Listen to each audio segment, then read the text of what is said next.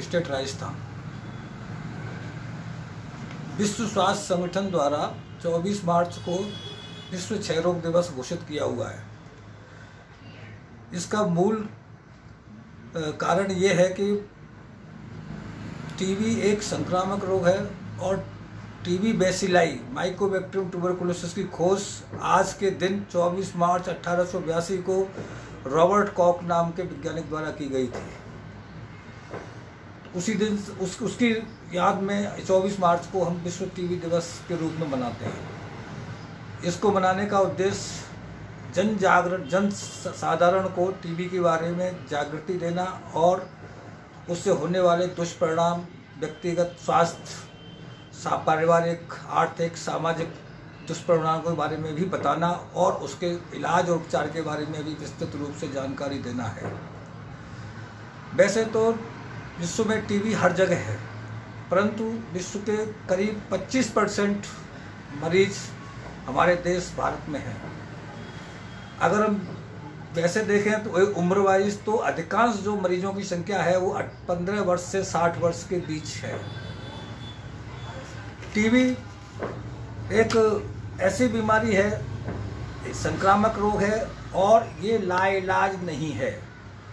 समय पर उचित इलाज पूरे चिकित्सक की देखरेख में लेने से टीबी से हमेशा के लिए मुक्ति मिल जाती है। टीबी किसी भी उम्र में हो सकती है, किसी भी महिला पुरुषों को बराबर होती है, किसी भी अमीर गरीब किसी कोई इससे बचा हुआ नहीं है, सभी को हो सकती है। और यह मनुष्य के शरीर में फेफड़ों के अतिरिक्त हर अंग में हो सकती है। अधिकांश 85% करीब फेफड़ों में ही होती है।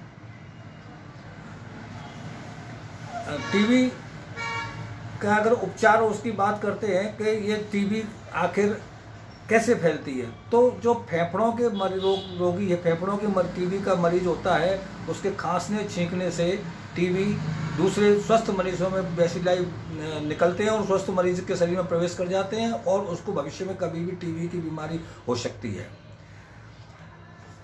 अगर हम इसके उपचार और उसके बारे में बात करें तो सबसे पहले हम देखते हैं कि इसका उपचार इलाज सभी जगह निःशुल्क होता है। और जबकि हमारे देश के प्रधानमंत्री माननीय नरेंद्र जी मोदी ने हमारे विश्व स्वास्थ्य संगठन के निर्देशों के द्वारा 2025 तक एंड टीबी घोषित किया हुआ है कि हम 2025 तक टीबी का उन्मूलन करें।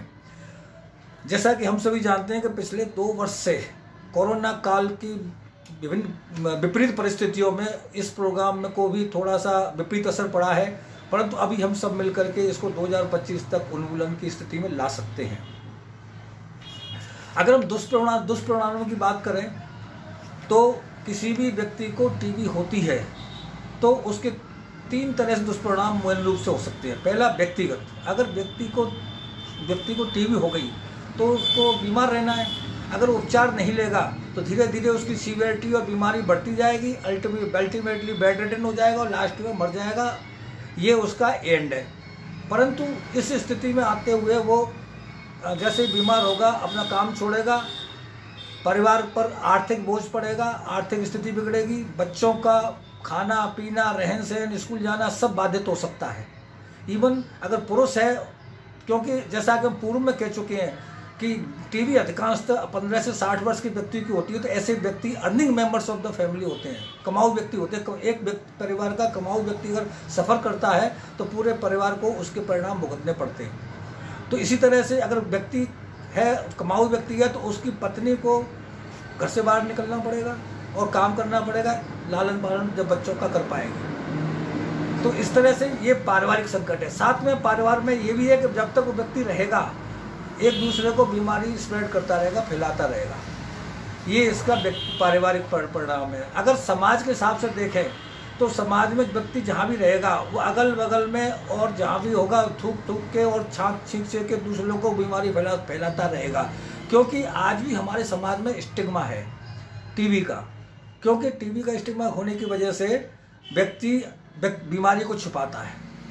इवन परिवार वालों से भी छुपाता है और समाज में भी छुपाता है। और समाज में अगर व्यक्ति को पता लग जाए, परिवार में पता लग जाए इसको टीबी है, तो व्यक्ति को उसका परिणाम भुगतना पड़ता है। या तो उसको घर से अलग कर दिया जाता है या समाज में छेक दिया जाता है, अलग कर दिया जाता है कि सामाजिक बहिष्कार उसका हो जाता है। तो इसलिए व्यक्ति में मानसिक परेशानियाँ शुरू हो जाती हैं और इवन यहाँ तक कि उसको सुसाइडल टेंडेंसी डेवलप हो सकती है। तो ये सामाजिक उसके दुष्परिणाम भविष्य में हो सकते हैं। अगर हम उसके उपचार और उसकी बात करें तो आज की समझ में पूरे देश के अंदर हर साल इसमें सरकारी अस्पतालों में इलाज और चिकित्सा की व्यवस्था फ्री है। अगर व्यक्ति सही समय से सही उपचार ले तो हमेशा के लिए ठीक हो सकता है। अगर हम इसको अपने काम में, अपने बीइंग ए नागरिक, हम जागरूक नागरिक होने के नाते हम समाज में इस तरह के व्यक्तियों को अगर हम सलाह दें, सही समय पर सलाह दें कि भाई तुमको 2 सप्ताह से ज़्यादा की खांसी है, टीबी हो सकती है, तो तुरंत सरकारी अस्पताल में, पड़ोसी अस्पताल में जाके जांच कराएं। सिर्फ एक ही हम उसको सिम्टम को ध्यान में रखें, खांसी 2 सप्ताह से अधिक, ऐसे व्यक्तियों को हमेशा सलाह दें टीबी की जाँच कराएं।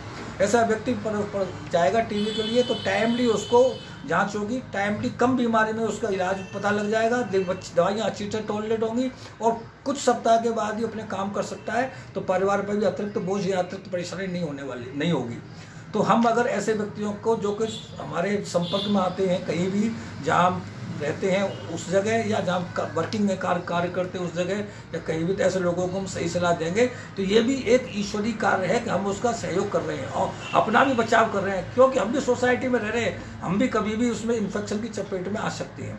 तो व्यक्ति वहाँ जाएगा, उसका उपचार फ्री मिलेगा, दवाइयाँ फ्री मिलेंगी, हमेशा के लिए वो ठीक हो सकता है। बस उसका ध्यान यही रखना है कि उसको चिकित्सक की देख रेख में है, सही उपचार सही समय तक लेना है। अगर उपचार अधूरा उपचार लेगा, अनियमित लेगा, it will go into drug resistant TB. Drug resistant TB खतरनाक स्थिति होती है, क्योंकि इसमें दवाइयाँ ज़्यादा होती हैं, टाइम ड्यूरेशन ज़्यादा होता है, टॉक्सिक होती हैं, इवन आसानी से मार्केट में मिलती नहीं है, कॉस्टली भी होती है। और इन सब के बावजूद भी इसकी क्योर रेट जो सामान्य बीमारी टीबी में होती है उसमें ड्रग रेजिस्टेंट टीबी में काफ़ी कम होती है। तो हम उस बर्डन से अच्छा है कि पहले ही उसका इलाज ले लेंगे और सही समय से पूरा पेशेंट इलाज ले लेगा तो ठीक हो जाएगा। हमने पेशेंट को सलाह दी, पेशेंट ठीक हो जाएगा, उसका परिवार टूटने से, बिखरने से बच जाएगा और समाज में भी स्प्रेड होने से इन्फेक्शन बच जाएगा। तो इन सब स्थितियों को देखते हुए हम इस तरह के मरीजों को सहयोग करेंगे तो हम, हमारे माननीय प्रधानमंत्री जी का जो लक्ष्य है 2025 तक टीबी मुक्त करना, हम उसमें सहयोग कर सकते हैं और उसमें हम लक्ष्य प्राप्ति में भी अपना भी सहयोग देते रहेंगे। और ऐसे में आशा करता हूं हर व्यक्ति से कि कम से कम सही लोगों को सही समय पर सही सलाह देने से व्यक्ति की जीवन बच रहा है, परिवार बच रहा है और समाज बच रहा है, इवन हम भी बच रहे हैं, हम भी समाज में रह रहे हैं। तो ये आगे के लिए हमारे सबके लिए लाभकारी होगा। और जय हिंद, जय भारत।